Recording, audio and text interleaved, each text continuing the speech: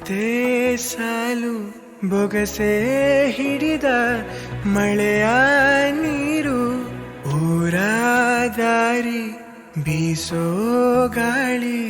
ಹೇಳುತ್ತಲಿವೆ ನವಿರಾದ ಕಥೆಯೊಂದನು ನೂರಾರು ಹೆಸರಿರದ ಸವಿಭಾವನೆಗಳ ಹೆಸರಾಂತ ಸಂಕಲನ ಪ್ರೀತಿಯ ಎಂದೋ ಬರೆದ ಕವಿತೆ ಸಾಲು ಬೊಗಸೆ ಹಿಡಿದ ಮಳೆಯ